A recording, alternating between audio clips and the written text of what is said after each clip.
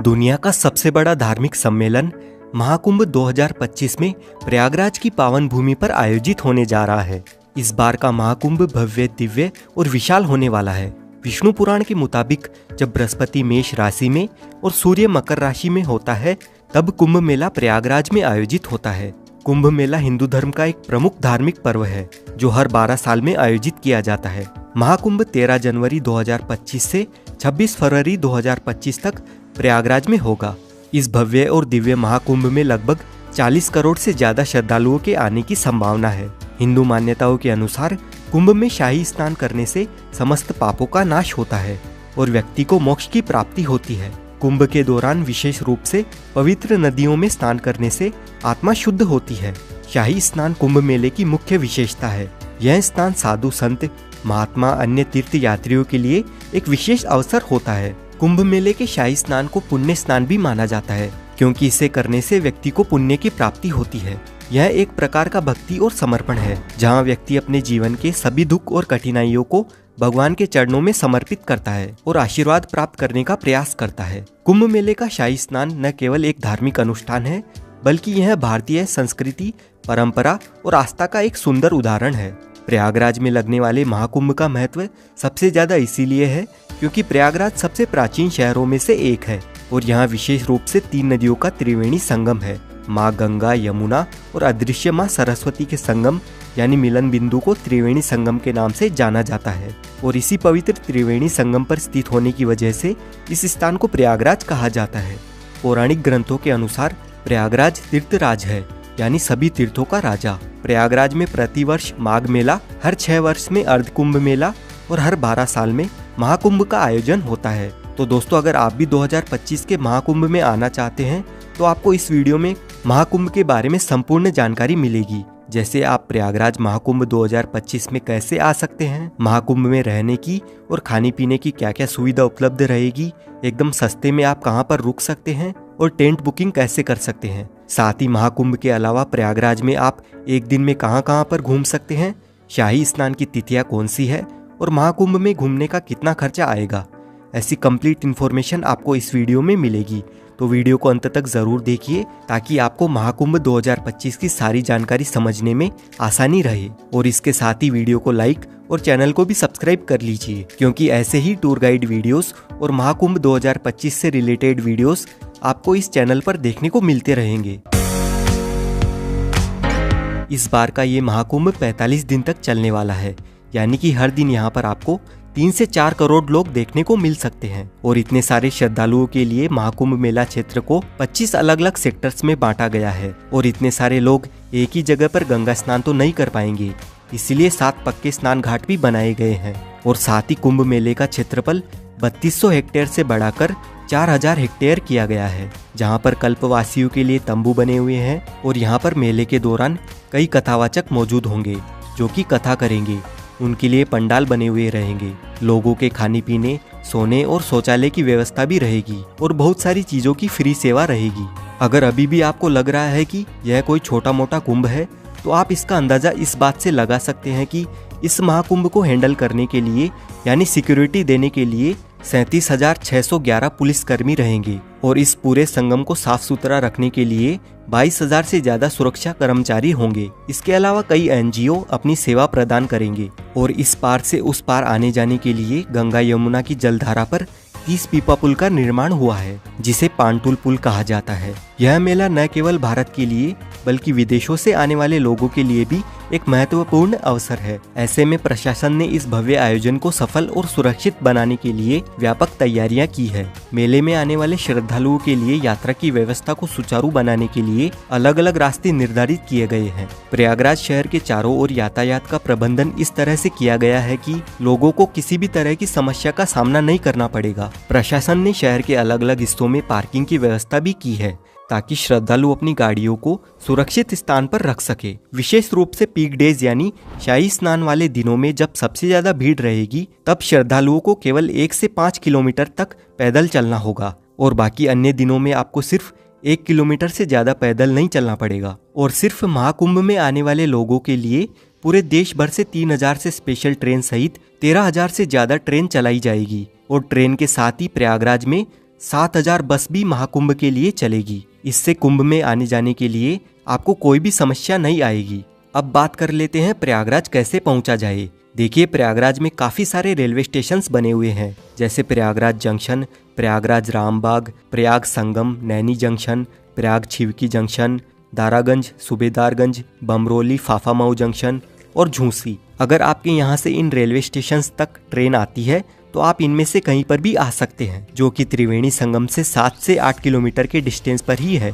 वैसे सबसे नज़दीकी रेलवे स्टेशन की अगर हम बात करें तो प्रयागराज जंक्शन, प्रयागराज छिवकी, प्रयागराज रामबाग और प्रयागराज संगम ये नज़दीकी रेलवे स्टेशन है। प्रयागराज के लिए इंडिया के सभी मुख्य रेलवे स्टेशनों से रेल कनेक्टिविटी इजीली अवेलेबल है, तो आप बाय ट्रेन यहाँ तक आसानी से पहुँच सकते हैं। रेलवे स्टेशन तक आने के बाद संगम तक पहुँचने के लिए आपको रेलवे स्टेशन के बाहर से ही 20 रुपए के चार्ज पर शेयरिंग ई रिक्शा मिल जाएगा। प्रयागराज पहुँचने के बाद सबसे ज़रूरी बात रहती है यहाँ पर रहने की क्या सुविधा है और टेंट बुकिंग कैसे करें।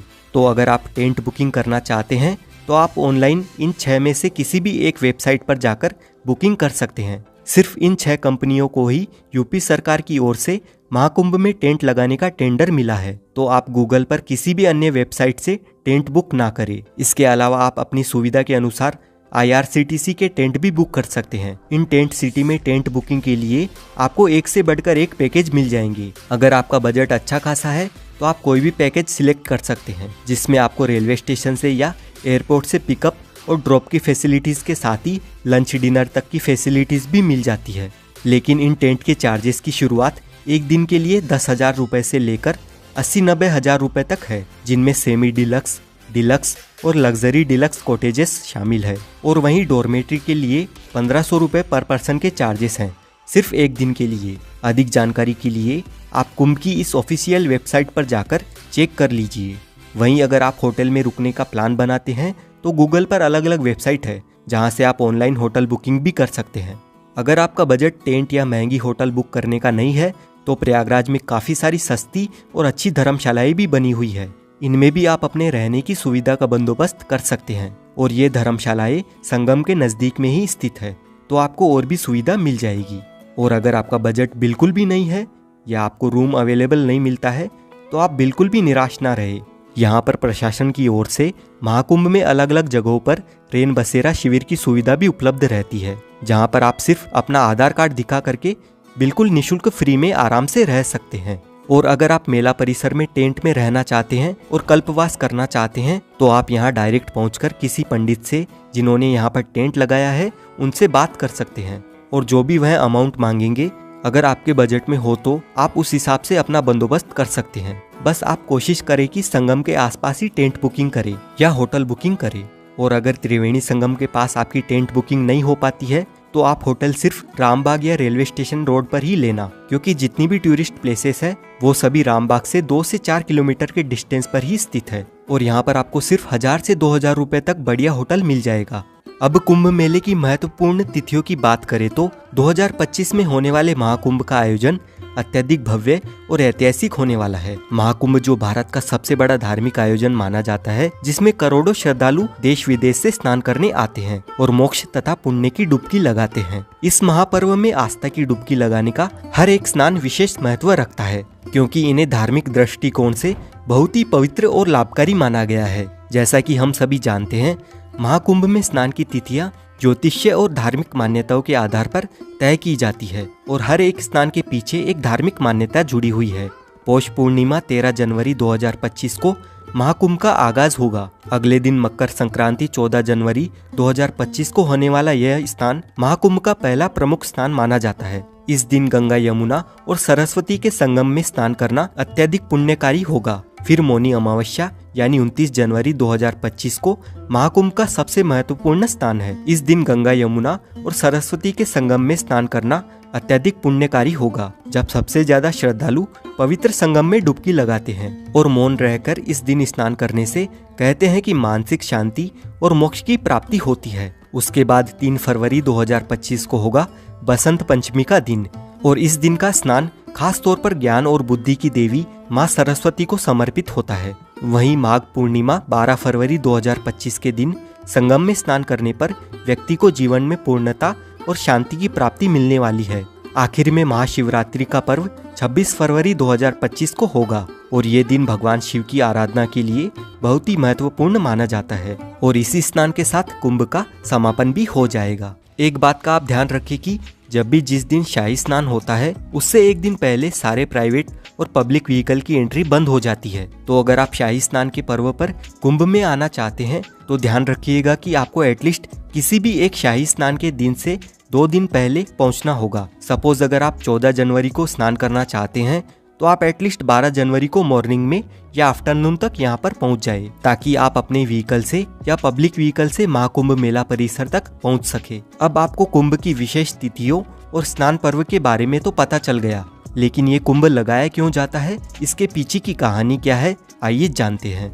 हमारे देश की आबादी इस समय 140 करोड़ है, लेकिन जरा अंदाजा लगाइए कि आज से 200 साल पहले कितने लोग कुंभ में आते थे। साल 1796 के कुंभ मेले में 25 लाख लोगों ने संगम में डुबकी लगाई थी। उस समय इलाहाबाद पर अंग्रेजों का कब्जा था और इस मेले में आई भीड़ को देखने के बाद अंग्रेजों ने प्रयागराज में डुबकी लगाने पर टैक्स लगा दिया था। ईस्ट इंडिया कंपनी के रिकॉर्ड में हमें पता चलता है कि साल 1806 में कंपनी ने हर व्यक्ति पर 1 रुपए का टैक्स लगा दिया था और उस समय 1 रुपए में एक आदमी के पूरे महीने का जीने का खर्चा चल जाता था। पौराणिक कथाओं के अनुसार ऐसा माना जाता है कि ऋषि दुर्वासा ने सभी देवी देवताओं को श्राप दे दिया था। इससे देवताओं की शक्तियां चली गई। देवताओं की कमजोरी का फायदा उठाकर राक्षसों ने स्वर्गलोक पर कब्जा कर लिया। फिर जब ब्रह्मा जी के पास देवताओं ने मदद की गुहार लगाई तो ब्रह्मा जी ने अमृत पान करके अपनी शक्तियों को वापस पाने की सलाह दी, लेकिन यह काम करने में मुश्किल यह थी कि उसे पाने के लिए देवताओं को राक्षसों की मदद लेनी थी। फिर देवताओं ने भी यही किया।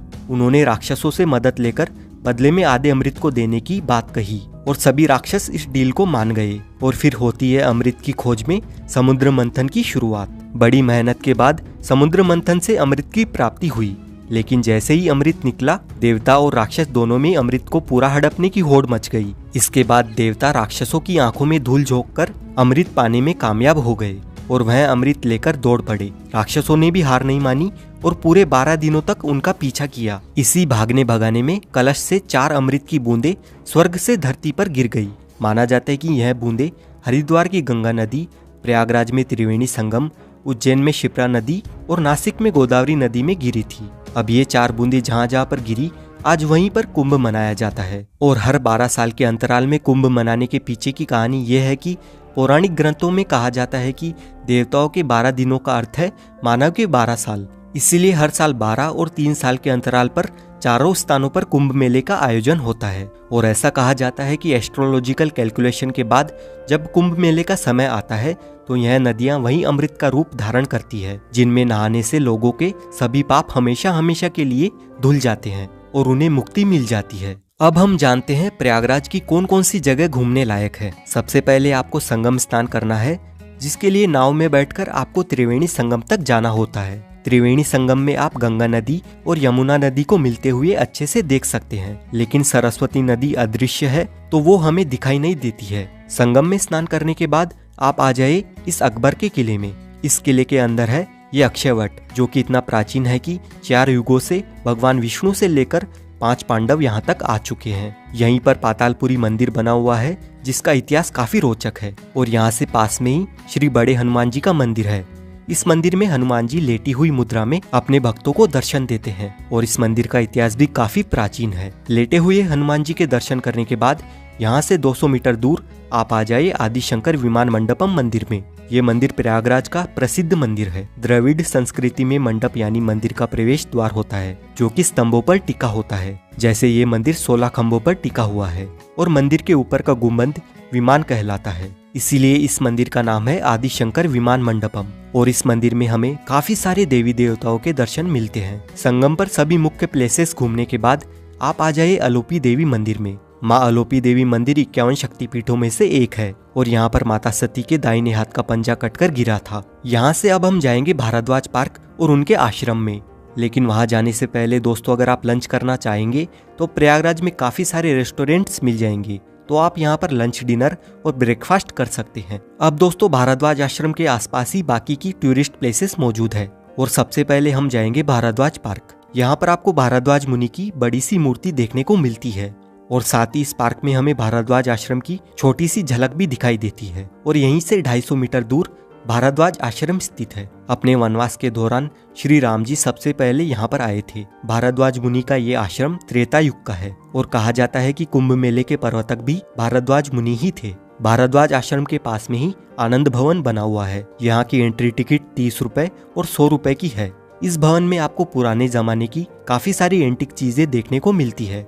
इस भवन में जवाहरलाल नेहरू, इंदिरा गांधी, महात्मा गांधी जी रहा करते थे, तो उनकी काफी सारी यादें यहाँ पर संजोकर रखी हुई है। आनंद भवन घूमने के बाद आप आ जाए चंद्रशेखर आजाद पार्क में। 17 फरवरी 1931 को अंग्रेजों ने चंद्रशेखर आजाद को इसी जगह पर चारों ओर से घेर लिया था। फिर चंद्रशेखर जी ने अपनी पिस्तौल में बची आखिरी गोली अपने आप को ही मार ली थी। चंद्रशेखर आजाद पार्क के सामने पंडित जी की चाट पर कुल्हड़ वाला दही बल्ला, कचौरी, समोसा काफी फेमस है, तो आप यहाँ पर नाश्ता पानी भी कर सकते हैं। उसके बाद आप आ जाए प्राचीन वेणी माधव मंदिर में। त्रिवेणी संगम की रक्षा करने के लिए भगवान विष्णु खुद यहाँ पर विराजमान हुए थे। अब हम आ गए हैं नागवासुकी मंदिर में। इस मंदिर का इतिहास भी काफी दिलचस्प है और ये मंदिर कुंभ मेले से जुड़ा हुआ है। यानी ये वही नागवासुकी जी का मंदिर है जो समुद्र मंथन के समय रस्सी की जगह पर खुद थे। आप महाकुंभ मेला घूमकर इन सभी जगहों पर भी एक दिन में घूम सकते हैं और प्रयागराज की सभी टूरिस्ट प्लेसेस देखने के लिए आप ये वाला वीडियो देख सकते हैं। और महाकुंभ से रिलेटेड आपका जो भी सवाल है आप कमेंट करके पूछ सकते हैं। साथ ही वीडियो अच्छा लगा है तो वीडियो को लाइक और शेयर जरूर करें।